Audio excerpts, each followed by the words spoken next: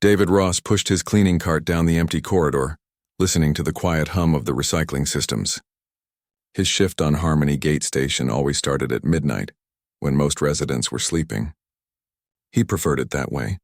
Less people meant less conversation, and less conversation meant less explaining why a former schoolteacher from Earth was now mopping floors halfway across the galaxy. The cart's wheels squeaked slightly. David made a mental note to oil them tomorrow. He had been working on this station for 2 years now, and he knew every sound, every corner, every flickering light panel that needed replacing. The job was simple, predictable, safe. That was exactly what he needed after everything that had happened back home. He turned into the residential wing where the non-human species lived. The station housed 47 different alien races, each with their own customs, biology, and living requirements. David had learned to recognize most of them by sight now. The floating jellyfish-like viridians who left trails of luminescent slime. The rock-skinned centaurans who shed mineral dust everywhere. The draconith with their elegant wings and scales that shimmered under the lights. Tonight something was different. A sound echoed through the corridor that made David stop pushing his cart. It was high-pitched and crystalline, almost like breaking glass mixed with a baby's cry. He had never heard anything like it before. The sound came in waves, rising and falling, and it made something deep in his chest tighten with concern. David followed the sound to one of the larger residential units. The door was partially open, which was unusual. Most species valued their privacy. He knocked gently on the frame and called out in Universal Common, the simplified language that most galactic species used for basic communication. No one answered, but the crying grew louder. David hesitated. He was just a janitor. He was not supposed to enter private quarters uninvited. But that sound, those cries, they reminded him too much of distress calls he had heard before. Before he could overthink it, he pushed the door open wider and stepped inside. The quarters were designed for draconith residents. The ceiling was high with metal perches built into the walls. Heat lamps glowed in the corners, keeping the temperature much warmer than human comfort levels. In the center of the main room, a large draconith female sat on the floor. Her wings wrapped around 3 small creatures that were making the terrible crying sounds. She looked up when David entered, and he saw that she had 4 eyes instead of the usual 2. All 4 were wide with exhaustion and stress. Her scales, which should have been shimmering blue and green, looked dull and flat. "Please," she said in heavily accented Common. "Please, I not know what to do. They not stop. 3 days they cry. I try everything, everything." David moved closer carefully, not wanting to frighten her or the little ones. As he approached, he could see the 3 hatchlings more clearly. They were about the size of large house cats, with translucent wings that fluttered weakly as they wailed. Their scales had not fully hardened yet, and he could see their rapid heartbeats through their thin chest skin. "When did they hatch?" David asked gently. 4 days ago. Too early. Too early by 7 days. My mate, he away on research mission. He not come back for 5 more days. I alone, I try to sing to them. I try to feed them. I try to hold them warm. Nothing works. They just cry and cry and cry." The mother's voice cracked with desperation. David understood that tone. He had heard it in his own voice once years ago in a hospital room far away. "May I try to help?" he asked. The draconith mother looked at him with all 4 eyes. For a long moment she did not speak. David could see the conflict on her face. Letting a strange alien, especially a human, near her newborns went against every protective instinct she had. But exhaustion and desperation won. "Yes, yes, please. I try anything now." David knelt down slowly, keeping his movements smooth and predictable. One of the hatchlings, the smallest one, seemed to notice him. Its crying hitched for a moment and its tiny head turned toward him. The little creature made a reaching motion with one translucent wing. Without thinking too much about what he was doing, David extended his hands toward the small hatchling. The mother started to protest, her protective instincts flaring, but then stopped herself. David gently scooped the tiny creature into his palms. The moment his skin made contact, the hatchling stopped crying. The silence was sudden and shocking. Even the other 2 hatchlings paused their wailing, startled by the absence of their siblings' cries. David held perfectly still, afraid that any movement might break whatever strange magic had just happened. The tiny draconith in his hands made a soft chirping sound, almost like a question. Then it curled against his chest, tucking its small head under his chin. David could feel its rapid heartbeat starting to slow. The hatchling's body relaxed, and within seconds it was making quiet, contented sounds. The mother stared at them with her mouth hanging open. How you do this? I am their mother. I am Draconith. You are human. This not makes sense. David did not have an answer. He looked down at the small creature in his hands, feeling its warmth against his skin. The other two hatchlings were watching him now, their cries reduced to whimpers. They started crawling toward him, moving awkwardly on their underdeveloped legs. I do not know, David said honestly, but maybe I can help you figure it out. The mother watched as her two other children reached David and began pawing at his legs, their cries growing louder again with need. She looked at him with an expression that mixed hope, confusion, and something that might have been the beginning of trust. My name is Sarah, she said quietly. These are my children, and I think I need your help very much. David carefully sat down on the floor, still holding the first hatchling. He knew his simple cleaning shift had just become something far more complicated. But as the tiny creature in his arms chirped softly, he realized that complicated might be exactly what he needed. 2 hours had passed, and David's arms were starting to ache. He sat on the heated floor of Sarah's quarters with all 3 hatchlings pressed against him. The smallest one, which he had started thinking of as Pip, was nestled in his lap. The other 2, slightly larger and more active, were tucked against his sides. Every time he tried to shift them back to Sarah, they would start crying again. Sarah paced back and forth across the room, her tail swishing with agitation. She had pulled out a small medical device from a storage compartment and kept scanning David with it, muttering to herself in her own language. Finally, she stopped and looked at the readings with all 4 eyes narrowed in concentration.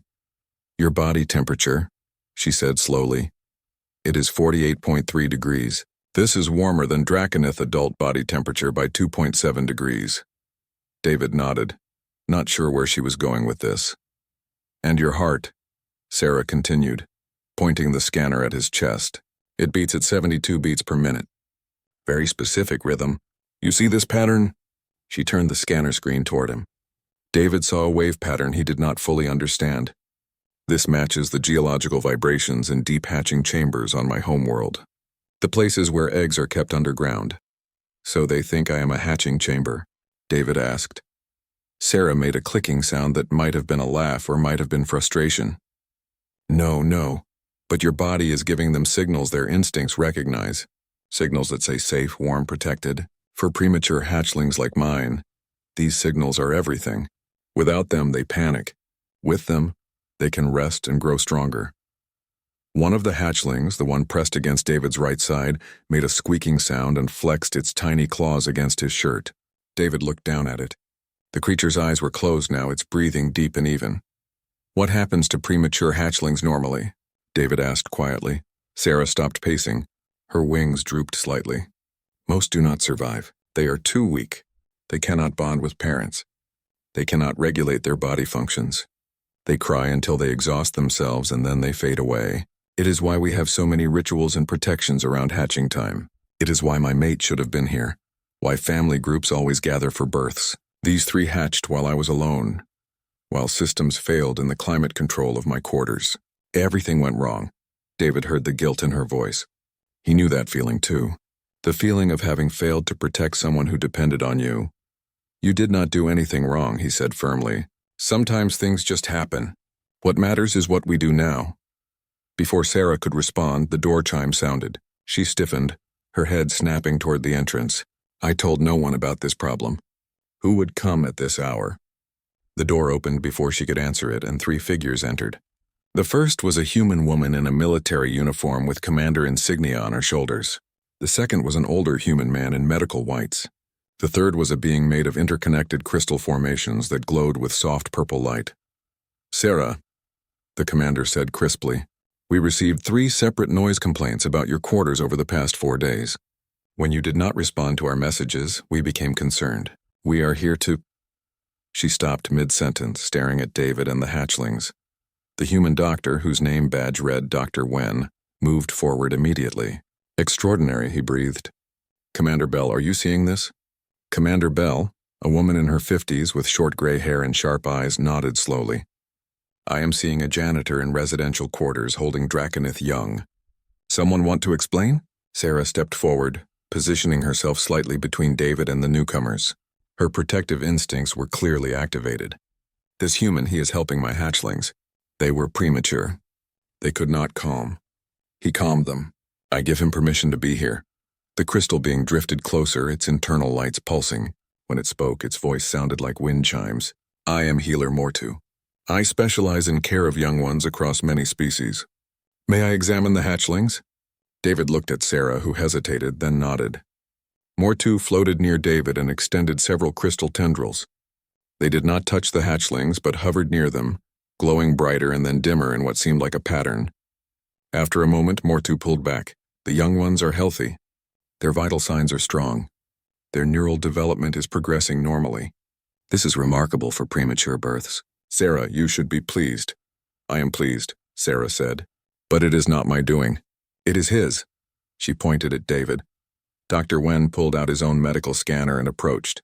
May I? He asked David. When David nodded, the doctor ran multiple scans, occasionally muttering numbers under his breath. Finally, he straightened up and looked at Commander Bell. Sir, this is fascinating from a xenobiological perspective. Human baseline physiology appears to be functioning as an environmental stabilizer for the Draconith young. Body heat, heart rhythm, even the electromagnetic field generated by his nervous system. All of it is creating conditions that substitute for missing elements in the hatchling's development environment. Commander Bell crossed her arms. In plain language, Doctor? Humans might be able to care for alien young across species barriers. Our biology makes us naturally compatible caretakers. The room went silent. Even the hatchlings seemed to sense the importance of the moment and stayed quiet. Commander Bell looked at David for a long moment. What is your name, Janitor? David Ross, sir. How long have you been on this station? 2 years, sir. And before that? I was a teacher on Earth, elementary school. Commander Bell's expression softened slightly. Of course you were. Sarah, what do you need from us? Sarah looked at David, then at her sleeping hatchlings, then back at the commander. I need permission for David Ross to help me care for my children, until my mate returns in 5 days. I need him to be allowed access to my quarters at any time. I need his work schedule to be adjusted so he can be here when the hatchlings need him. Commander Bell turned to David. Are you willing to take on this responsibility? David looked down at the 3 small creatures pressed against him. Pip had one tiny claw hooked into his shirt even in sleep. He thought about his empty quarters, his quiet nights, his carefully constructed life of routine and safety. Then he thought about how for the first time in 3 years he had felt needed again. Yes, he said simply, I am willing. Then make it happen, Commander Bell told Dr. Wen. Document everything. This could be important. Dismissed. As the 3 visitors left, Sarah settled onto the floor across from David. They sat in silence for a while, listening to the soft breathing of the hatchlings. Finally, Sarah spoke. Thank you, David Ross. I do not understand why this works, but I am grateful it does. Call me David, just David, and you are welcome. Outside the quarters, dawn was beginning to cycle through the station's lighting system. David's shift had ended hours ago, but he did not move. For the first time in a long time, he had somewhere he needed to be. The corridor buzzed with conversation as David walked through it 4 days later, carrying Pip in a specially modified backpack against his chest. The tiny hatchling's head poked out near his shoulder, and her wide eyes watched everything with curiosity. Word had spread fast through the station about the human janitor and the dragon babies. A Centauran engineer stopped in the middle of the hallway to stare. David nodded politely and kept walking. He had learned to ignore the attention. What mattered was keeping the hatchlings calm and healthy while continuing his work. Commander Bell had adjusted his schedule, giving him shorter shifts with frequent breaks to return to Sarah's quarters. But David had insisted on finishing his basic duties. You are stubborn, Sarah had told him that morning. Most humans would use this situation to avoid work. I like my work, David had replied simply. It helps me think. Now, as he pushed his cleaning cart with one hand and supported Pip with the other, he did think. He thought about how much the hatchlings had grown in just 4 days. Pip was still the smallest, but she was the bravest. Nova, the middle child, watched everything quietly before acting. Ember, the largest, was the most playful and the most demanding. Each had their own personality, their own sounds, their own ways of asking for attention. David turned a corner and nearly collided with a tall Draconith female he had never seen before. She wore elaborate jewelry that marked her as someone important, and her scales were a deep crimson color that seemed to absorb light. Her 4 eyes fixed on David, then on Pip, and her expression turned cold. "You," she said in perfect universal common. "You are the human who has taken custody of Draconith young." "I am helping care for them," David corrected gently. Their mother gave permission. "I am High Nest Keeper Vera. I represent the Draconith diplomatic mission on this station. This situation is inappropriate and disturbing.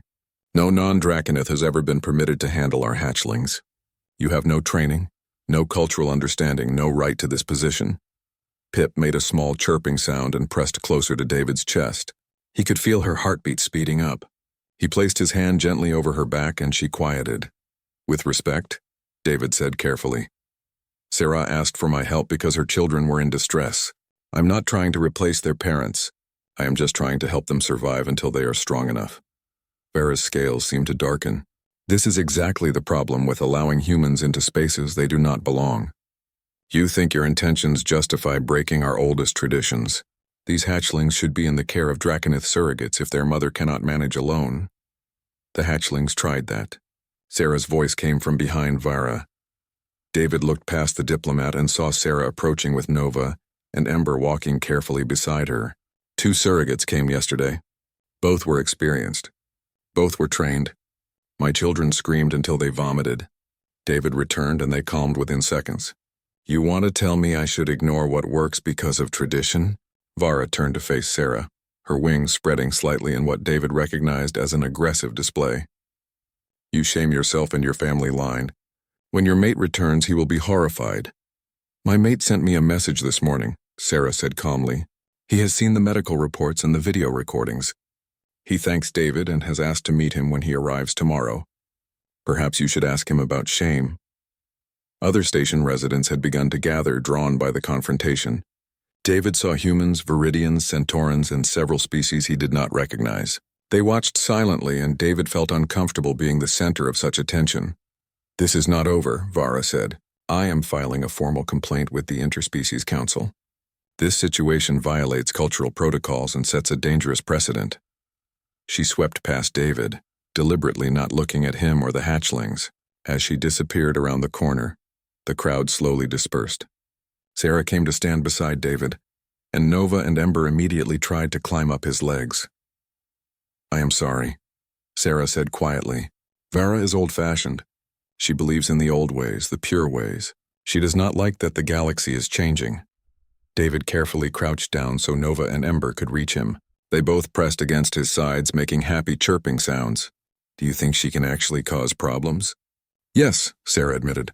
"The Interspecies Council takes cultural complaints seriously. They may call a hearing. They may rule that you must stop helping us." David felt a knot form in his stomach. Over the past 4 days, these 3 small creatures had become important to him.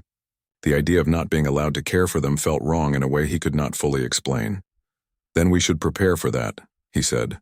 "We should document everything. The medical reports, the behavioral observations, everything that shows this is working."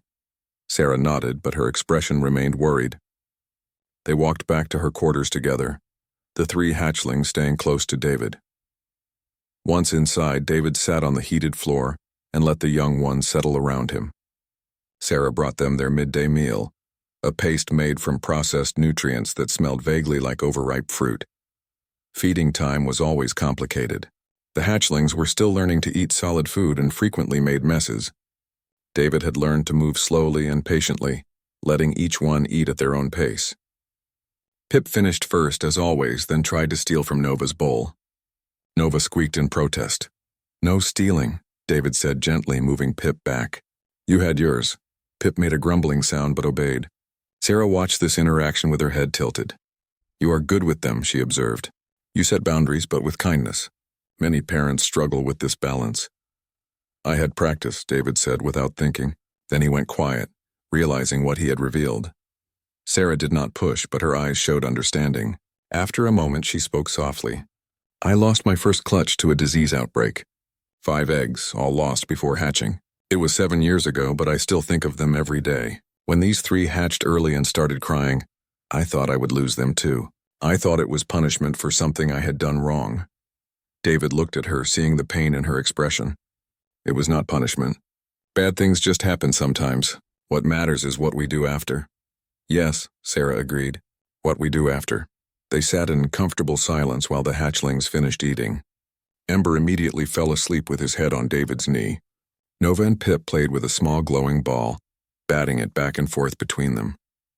The scene was peaceful and domestic in a way that transcended species. David's communication device buzzed. He checked it and saw a message from Commander Bell. The Interspecies Council had agreed to hear Vera's complaint. They would convene in 3 days. David would be required to testify. He looked at the hatchlings, then at Sarah. Whatever happened next, he would face it. These 3 small lives depended on him, and he would not let them down. Not again. The council chamber was circular, with seats arranged in rings that rose toward the ceiling like an amphitheater. Each seat was designed for a different species, accommodating various body types and environmental needs. David had never been inside this room before.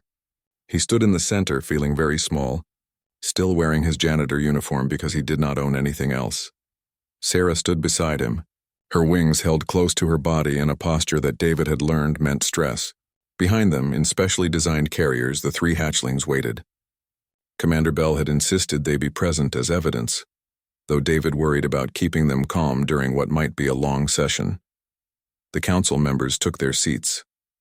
David recognized a few species, but not most. At the highest seat sat a being that looked like flowing water, held in a transparent containment field.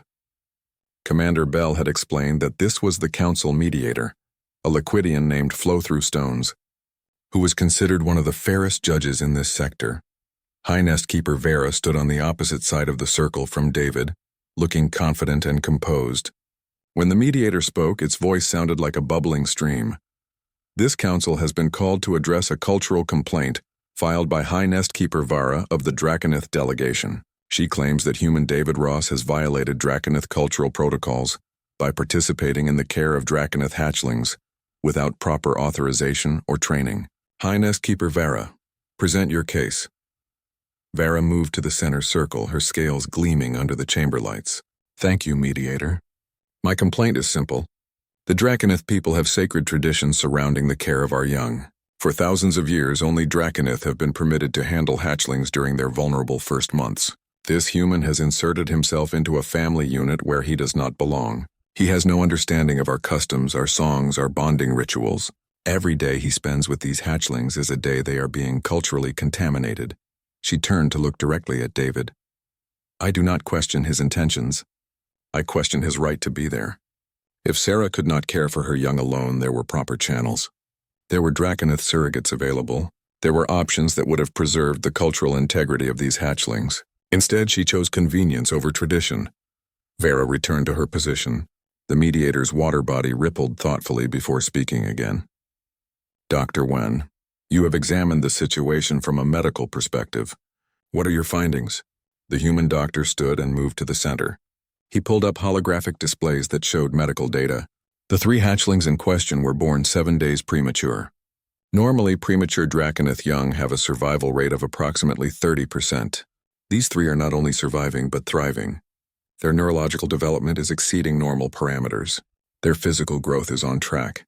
Their stress markers are consistently low. He changed the display to show comparison charts. We attempted to replicate David Ross's care with trained Draconith surrogates.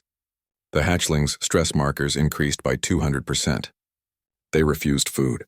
They exhibited signs of extreme distress. When David returned, all markers normalized within minutes. The evidence is clear. Something about human physiological baseline is uniquely suited to calming premature Draconith young. Vara spoke without waiting to be called. Science does not override culture, Doctor. You can prove it works. I do not dispute that. But just because something is effective does not make it right. The mediator rippled again. Sarah, as the mother of these hatchlings, what is your position? Sarah moved forward, and David saw her wings trembling slightly. Public speaking clearly did not come naturally to her. I am a xenobiologist. I have studied 17 different species child-rearing practices. I understand the importance of cultural traditions. But I am also a mother whose children were dying. Her voice grew stronger as she continued. When my hatchlings would not stop crying, I tried everything I knew. Every Draconith technique passed down through generations. Every song, every ritual, every comfort measure. Nothing worked. Then David Ross, a janitor working the night shift, heard them crying and asked if he could help. I was desperate enough to let him try. He saved my children's lives. How is that wrong? She paused, looking around the chamber. My mate arrives on this station today. When I told him what happened, he did not express shame. He expressed gratitude. He wants to honor David, not condemn him. The question I have for this council is simple. Would you rather my children were dead but culturally pure, or alive but helped by someone outside our species? The chamber went silent. Even Vara seemed taken aback by the directness of Sarah's question. The mediator let the silence stretch before speaking. Are there others who wish to speak to this matter? A Centauran in the upper seats raised a rocky hand. I wish to speak. My name is Stonecarver Prime. 20 years ago, my homeworld suffered a plague that killed most of our adult population. Our cubs were orphaned. Human aid workers came and cared for them. They did not know our customs. They did not sing our songs. But they fed our cubs. They kept them warm. They kept them alive until we could recover. Today, those cubs are adults. They are good Centaurans. They know their culture. The humans did not contaminate them. The humans saved them. A Viridian drifted forward, its translucent body pulsing with light. I also wish to speak. Humans have helped care for Viridian larvae in 3 separate disaster situations in the past 30 years. Each time they asked permission first. Each time they worked with our cultural leaders. Each time the larvae survived and grew into healthy adults. There is a pattern here that we should not ignore. More voices joined in. Species after species shared stories of humans helping with childcare across the galaxy. David stood in the center of the chamber, overwhelmed by these testimonials. He had not known any of this history. He had thought he was just helping one family in crisis. The chamber doors opened suddenly, and a large Draconith male entered. His scales were silver-tipped, marking him as older, and he moved with authority. Everyone turned to look at him. I am Nest Guardian Krell, he announced.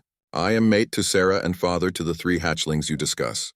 I have traveled at maximum speed to be here for this hearing. I have reviewed all medical reports and video documentation of the past 5 days. I have one question for Highness Keeper Vara. He moved to stand beside Sarah. When my children were crying and my mate was alone and desperate, where were you? Where were these proper channels you speak of? Where were the Draconith surrogates who should have rushed to help? You complain about tradition being violated, but you did nothing while my children suffered. David Ross did something. He helped. In ancient Draconith culture, before we became so concerned with purity and protocols, we had a saying, those who protect the young are blessed, regardless of their nest. I named David Ross as clutch friend to my family. This is my right as father and as nest guardian. Vara's scales paled. You cannot just give that title to an outsider. It requires council approval. It requires cultural review. I can and I do, Krell said firmly. Question it if you wish, but my word stands. The mediator's water body swirled faster now, a sign of deep consideration. This council will take a brief recess to deliberate. All parties remain available. As the council members filed out, David finally allowed himself to breathe deeply. Krell approached him and David instinctively braced himself. The large Draconith was intimidating up close, but Krell simply extended a clawed hand in the human gesture of greeting. Thank you, Krell said simply. Thank you for protecting my family when I could not. David shook his hand carefully, aware of the sharp claws. Anyone would have done the same. No, Krell said. They would not have. That is why this matters. The decision came 3 hours later. David sat in a waiting area with Sarah, Krell, and the 3 hatchlings. Pip had fallen asleep against his chest. Nova and Ember were playing a game that involved pouncing on each other's tails. Krell watched his children with an expression that mixed joy and sadness. I missed their first days, he said quietly. I was studying mineral deposits on a dead moon when they hatched. By the time Sarah's message reached me, they were already 3 days old. I will always regret that. You are here now, Sarah told him. That is what matters. Krell reached out and gently stroked Nova's head with one claw. Nova chirped and pressed into his touch but did not leave David's side. Krell noticed this and his expression tightened. They do not know me yet. I am a stranger to my own children. They will learn, David said. It just takes time. Here, Try holding Ember. He is the most social. David carefully lifted Ember and offered the hatchling to Krell. Ember squirmed at first, making uncertain sounds, but did not cry. Krell held his son awkwardly, clearly afraid of hurting the small creature. David noticed the tension in Krell's wings. Relax your shoulders, David suggested. They can feel when you are tense. Here, support his back legs like this. He demonstrated with Nova. And keep your hand over his chest so he can feel the pressure. It makes them feel secure. Krell adjusted his grip following David's instructions. Ember settled slightly, though he kept glancing back at David. After a moment, the hatchling made a small chirping sound and closed his eyes. He trusts you, Krell said, looking at David with his 4 eyes reflecting complex emotions. In 5 days you have bonded with my children more than I could have imagined. Part of me is grateful. Part of me is jealous, Sarah finished. It is natural, my love. I felt the same way at first. Watching my children respond to a stranger when they would not calm for me. It felt like failure. But it is not failure, David said firmly. You both did everything right. The hatchlings came early. That was not your fault. Sometimes nature just needs help from unexpected places. The door opened and Commander Bell entered. The council has reached a decision. They want everyone back in the chamber. They filed back into the circular room. The council members were already seated, and the mediator's water body was completely still. David held Pip against his chest. Sarah and Krell stood on either side of him with Nova and Ember between them. This council has heard testimony from multiple parties. The mediator began. We have reviewed medical evidence, cultural protocols, and precedent cases. The question before us is not simple. We must balance cultural preservation with practical necessity. We must consider the welfare of individuals against the traditions of civilizations. After careful deliberation, we have reached a decision. David held his breath. Pip stirred against his chest, making a small sound. We find that David Ross did not violate Draconith cultural protocols with malicious intent or disregard for tradition. He acted in response to an emergency situation where immediate intervention was necessary to preserve life. We find that the biological response of the hatchlings to human care represents a legitimate medical phenomenon that warrants further study. We find that the parents, Sarah and Krell, have the primary right to determine who participates in the care of their offspring, subject to child welfare considerations. The mediator paused. Therefore, we rule that David Ross may continue assisting with the care of the 3 hatchlings until such time as the parents determine his help is no longer needed. However, we strongly recommend that this situation be documented and studied, so that protocols can be developed for similar cases in the future. We also recommend that David Ross work closely with Krell to facilitate bonding between father and children. Vara stood abruptly. This is a mistake. You are setting a precedent that will undermine cultural boundaries across the galaxy. Your objection is noted, the mediator said calmly. However, the council's decision is final. This hearing is concluded. As the council members began to file out, several approached David. The Centauran Stonecarver Prime placed a rocky hand on David's shoulder. You have done a good thing, human. My people remember kindness. We will not forget yours. The Viridian drifted close, its body pulsing with warm yellow light. Humanity has a gift. You care for young ones across all boundaries. This is rare and precious in our galaxy. Use it wisely. Even some of the council members, who had not spoken during the hearing, stopped to acknowledge David. He felt overwhelmed by the attention and relieved when the chamber finally emptied. Farah remained standing near the exit. She looked at David for a long moment, her expression unreadable. Finally, she spoke. I do not agree with this decision. I believe it is wrong, but I accept that the council has ruled. Know this, human. I will be watching. If any harm comes to those hatchlings, I will hold you personally responsible. That is fair, David said. I would expect nothing less. After Vera left, only David, Sarah, Krell, and Commander Bell remained in the chamber. Bell smiled, which was rare for her. Well done, all of you. That could have gone much worse. What happens now? Sarah asked. Now you go home and raise your children, Bell said. David, you still have a job to do. We cannot keep paying you to be a full-time nanny, but I am authorizing flexible scheduling. The station needs your work, and apparently these 3 need you too. Over the following weeks, a new routine developed. David would work his cleaning shifts with the hatchlings, taking turns accompanying him in the modified backpack. Residents got used to seeing the human janitor with a baby dragon poking its head out, watching the world with curious eyes. In the evenings, David would bring the hatchlings to Sarah and Krell's quarters. Krell had learned to feed them, play with them, and even comfort them when they were upset.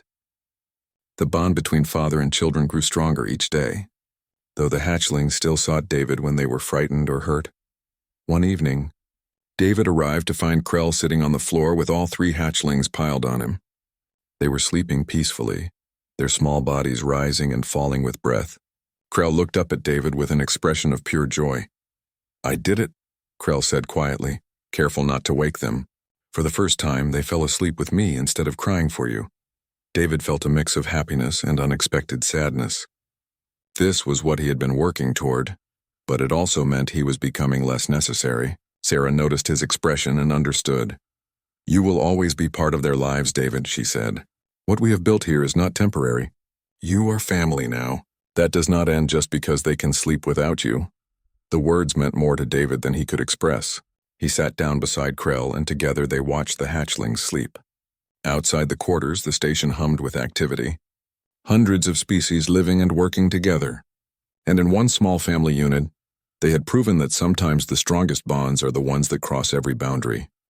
3 months had changed everything. David pushed his cleaning cart through the residential corridor, but now he had a different title on his work badge. Cultural Liaison for Juvenile Care. He still insisted on doing some cleaning work because, as he told Commander Bell, somebody had to keep the station tidy. Behind him, 3 young Draconith bounded along on legs that had grown strong and steady. Pip, still the smallest but also the fastest, raced ahead to press the button for the lift. Nova followed more carefully, always watching where she placed her feet. Ember tried to carry David's cleaning supplies in his small jaws, though they were still too heavy for him. "Ember, drop that before you hurt your teeth," David said without looking back. He had developed a 6th sense for what the 3 of them were doing. Ember made a grumbling sound but obeyed. The lift arrived and they all crowded inside. A Viridian family was already in the lift, their larvae floating in a special containment field. The larvae saw the hatchlings and made excited bubbling sounds. Pip chirped back, and soon all of them were making a cacophony of cross-species baby noises. "They are growing so fast," the Viridian mother commented to David in Universal Common. "I remember when you first started carrying them." "They are good kids," David said, and realized he meant it completely.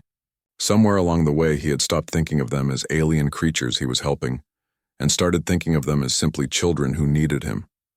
The lift stopped at the education level. David had a meeting with representatives from 3 different species who wanted to discuss establishing a formal program for cross-species childcare. The idea had spread beyond Harmony Gate. Other stations, other colonies, other worlds were all asking the same question: could humans help care for their vulnerable young? The meeting room was already full when David arrived. He recognized Dr. Wen and Healer Mortu, but there were also beings he had never seen before. A massive creature covered in thick fur, a delicate insect-like being with multiple thin limbs, a blob of what looked like living metal. "David," Dr. Wen greeted him warmly. "Thank you for coming." "Everyone, this is David Ross, the human who started this whole phenomenon." "I did not start anything," David said, feeling self-conscious. "I just helped one family." "You started everything," the furry creature rumbled in a deep voice. "I am Ice Den Mother from the polar colonies of Frost Prime. We have 63 orphaned cubs from an avalanche disaster.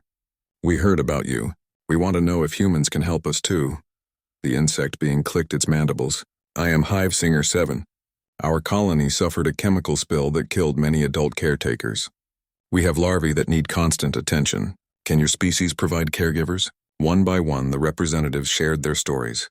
Disasters, plagues, wars, accidents, all resulting in young ones who needed care, all asking if humans could help. "I am just one person," David said, feeling overwhelmed. "I am not even a professional caregiver. I was a teacher, then a janitor, and now I am learning as I go." "Which makes you perfect," Dr. Wen said. "You are not approaching this with rigid theories or clinical detachment. You are approaching it with empathy and flexibility. That is what makes it work."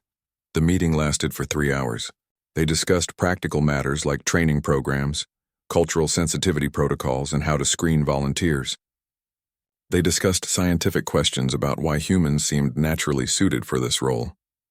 They discussed political concerns about maintaining cultural boundaries while accepting help. Through it all, the three hatchlings stayed remarkably well behaved. They played quietly in a corner with toys that David had brought. When Pip got frustrated with a puzzle, she came to David for help. When Nova got tired, she curled up against his leg. When Ember got bored, he explored the room under David's watchful eye. Near the end of the meeting, the metallic being spoke for the first time. Its voice sounded like singing crystal. I am Flow of Information, researcher from the Historical Archives. I have been studying ancient records from before many species achieved space travel. I found something interesting. On almost every world, there are stories of another species that helped care for young ones during times of crisis.